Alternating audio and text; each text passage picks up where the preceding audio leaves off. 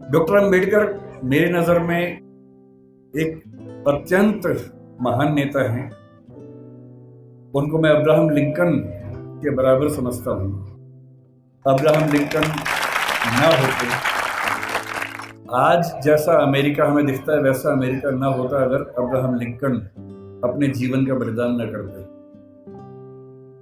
1776 में अमेरिका आज़ाद हुआ, या कह सकते हैं कि 1787 के आसपास उसे संविधान पूरा लिखा गया।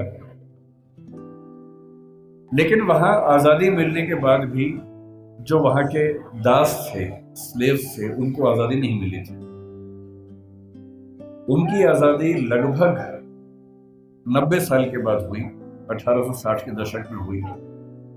एक लंबा संघर्ष हुआ और उस लंबे संघर्ष में जिस व्यक्ति ने एड़ी चोटी का जोर लगाया उसका नाम अब्राहम लिंकन था।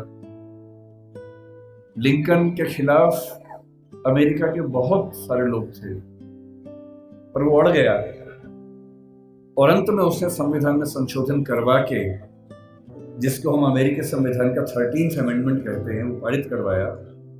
और जिसके बाद से वहां दास व्यवस्था समाप्त हुई। उसकी कीमत यह है कि उसके कुछ ही समय के बाद अब्राहम लिंकन की हत्या हुई, लेकिन वो अपने जीवन की बलि देकर कम से कम अमेरिकी समाज के बहुत बड़े हिस्से को आजाद करवा के चले। अंबेडकर जी कहते थे कि जिंदगी बहुत लंबी होने का मतलब नहीं है, जिंदगी महान होनी चाहिए। और महान जीवन का मतलब ये होता है कि सफल होना तो बहुत छोटी बात है। डॉक्टर अंबेडकर हमारी संविधान सभा के वो मेंबर थे जो सबसे ज्यादा पढ़े लिखे थे। एक ऐसा व्यक्ति जिसने पीएचडी भी 3 कर रखी हो और चौथी बाद में और उनको मिल गई हो। पूरी संविधान सभा में हमें इतना वेल रेड, इतना पढ़ा लिखा व्यक्ति नजर नहीं आता है।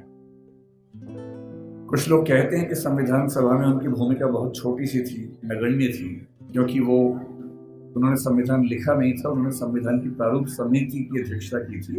ये बात ठीक है कि वो प्रारूप समिति के अध्यक्ष थे, लेकिन संविधान सभा के एक मेंबर थे टीटी कृष्णमाचारी। उन्होंने एक बड़ी खूबसूरत बात कही कि संविधान सभा की प्रारूप समिति में कुल 7 मेंबर थे, जिनमें से एक ने ज्वाइन ही नहीं किया, एक बीमार पड़ गए, 2 दिल्ली के बाहर थे, एक देश के बाहर चले गए, एक ने इस्तीफा दिया, तब दूसरे मेंबर को लेके आए। और कहने को 7 मेंबर से, लेकिन दरअसल केवल एक व्यक्ति के हाथ में ड्राफ्टिंग की सारी जिम्मेदारी आई। और ये कथन टीटी कृष्णमाचार्य ने संविधान सभा के भीतर दिया, और इसलिए हमें इस बात का सम्मान करना चाहिए। लेकिन आप में से अधिकांश बच्चे जिस सामाजिक परिवेश से हैं, मैं संयोग से समाज के उस परिवेश से हूं जिसमें सामाजिक विषमताओं को झेला नहीं।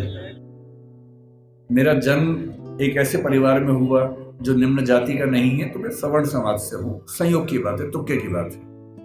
किसी का तुक्का कुछ लगता है, किसी का कुछ लगता है, तो मैं तुक्के से उस समाज से हूं जहां जातीय भेदभाव झेलना नहीं पड़ता है। मैं बहुत गरीब भी नहीं रहा, मेरे माता पिता अध्यापक थे, तो वेतन भी ठीक ही था उनका।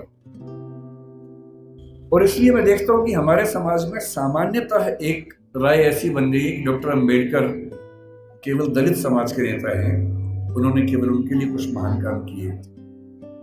और मेरा मानना है कि इस गलतफहमी से हमारे समाज को बचना चाहिए।